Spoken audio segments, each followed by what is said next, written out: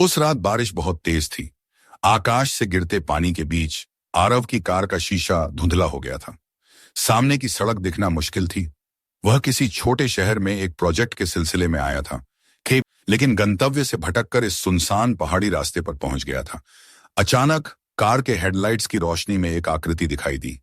एक औरत बारिश में भीगती हुई सफेद सलवार सूट में हाथ हिला रही थी। अरब ने कार रोकी।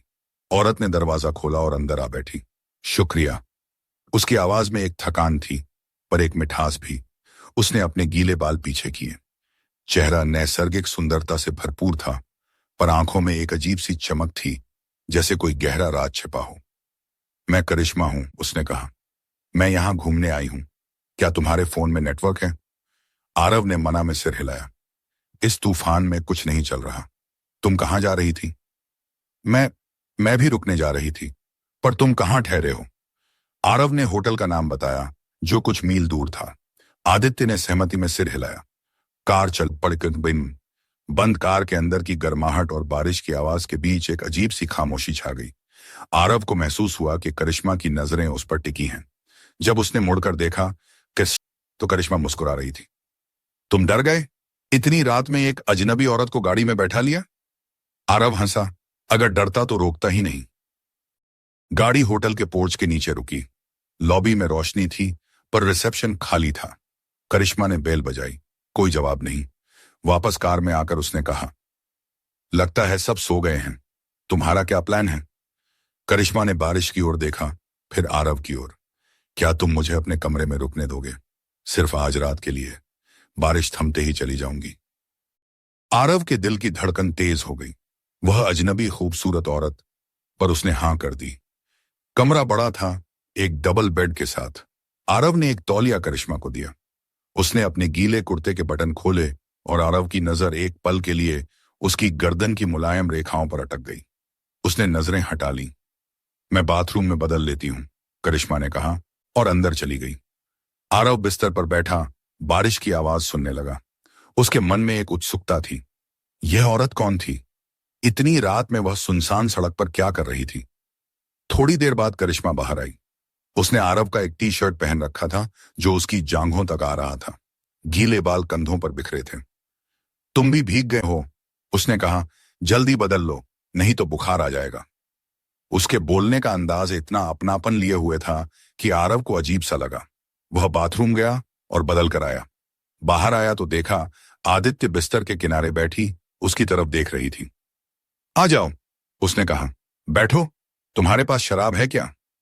आरव ने मिनी बार से एक बोतल रेड वाइन निकाली। 2 गिलास भरे। बारिश की सरसराहट और वाइन के घूंटों के बीच बातचीत शुरू हुई। आदित्य ने बताया कि वह एक चित्रकार है और यहां प्रकृति के नजारे कैनवास पर उतारने आई थी, पर उसकी बातों में टूटन थी, जैसे कुछ छिपा रही हो। दूसरा गिलास खत्म होते होते करिश्मा आरव के करीब आ गई। उनकी बाहें छू रही थीं। कमरे की हवा में एक तनाव भर गया। आरव ने उसकी ओर देखा। उसकी आंखों में एक दर्द था, एक भूख थी, एक सवाल था। तुम क्यों डरे हुए हो? करिश्मा ने फुसफुसाते हुए पूछा। मैं नहीं डरा, आरव ने कहा और उसके होंठों को अपने होंठों से ढक लिया। यह चुंबन कोमल शुरू हुआ, फिर उग्र होता गया। करिश्मा की उंगलियां आरव के बालों में खो गईं। उसके होंठ मीठे और नमकीन दोनों थे, जैसे आंसू और वाइन का मिश्रण। वह धीरे से उसे बिस्तर पर लेटा दिया। उसका टी शर्ट ऊपर सरक गया। आरव के हाथ उसकी पीठ पर फिरे। नर्म त्वचा पर उभरी रीढ़ की हड्डी को महसूस किया। गहरी सांस ली और उसकी उंगलियों ने आरव के शर्ट के बटन खोल दिए। उनके बीच कोई शब्द नहीं थे, सिर्फ सांसों की आवाज, दिल की धड़कन और बारिश की लय। आरव के होठों का सफर किया, नीचे उसकी कलाई तक। हर छुआ एक वादा था, हर स्पर्श एक सवाल। की आंखें बंद थीं, पर उसके होठों पर एक दर्द भरी मुस्कान थी। उसने आरव को करीब खींचा, जैसे डूबते हुए को सहारा मिल रहा हो। फिर अचानक करिश्मा ने उसे रोक दिया। उसकी आंखों में आंसू थे। मैं तुमसे झूठ बोल रही हूं, उसने कहा, आवाज लड़खड़ाती हुई। आरव रुक गया। क्या बात है? मैं करिश्मा नहीं हूं, मेरा नाम अवनी है और मैं यहां भागकर आई हूं। आरव उठकर बैठ गया। किससे भागकर? मेरे पति से। वह एक खतरनाक आदमी है। पुलिस उसे ढूंढ रही है। मैंने उसके काले कारनामों के बारे में पता चलते ही भागने का फैसला किया, पर वह मेरे पीछे है। कल रात उसने मुझे फोन किया था। वो जानता है मैं यहां हूं। आरव का दिमाग तेजी से घूमने लगा। तुमने मुझे इसलिए चुना क्योंकि मैं एक अजनबी था? अवनी ने हाँ में सिर हिलाया। मुझे किसी की जरूरत थी, किसी ऐसे की जो मुझे एक रात के लिए सुरक्षा दे सके।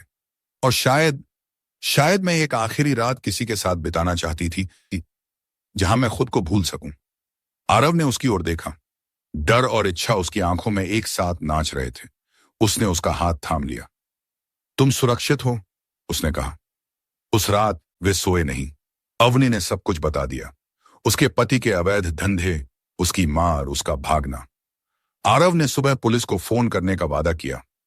थकान से जब उनकी आंखें मूंदने लगीं, तो अवनी ने फिर से उसे चूमा। यह चुंबन पहले से भी कोमल था, एक विदाई की तरह। फिर वे एक दूसरे से लिपट कर सो गए। बारिश की आवाज उन्हें सुलाने लगी। सुबह हुई। बारिश रुक चुकी थी। आरव की आंख खुली तो बिस्तर खाली था। अवनी चली गई थी। तकिए पर एक नोट रखा था, उसकी खूबसूरत लिखावट में। आरव, तुमने मुझे एक रात की शरण दी और एक सुबह की उम्मीद। मैं तुम्हारी आभारी हूं। डरो मत, मैं पुलिस के पास जा रही हूं। शायद किसी और जन्म में, किसी और बारिश में हम फिर मिलें। तब तक के लिए धन्यवाद, अवनी। आरव खिड़की के पास गया। धूप निकल आई थी। पत्तों से पानी की बूंदें टपक रही थीं। सड़क सूनी थी, पर उसे पता था अवनी कहीं ना कहीं सुरक्षित है। और उस रात की याद, उसकी सांसों की गर्माहट, उसके होंठों का स्वाद और उसके आंसुओं का नमकीनपन, वह सब उसके साथ था। एक खामोश इकरार जो शायद कभी पूरा नहीं होगा, पर हमेशा उसकी यादों में जिंदा रहेगा। और बारिश की बूंदों की आवाज अब हमेशा उसे उस रात की याद दिलाएगी।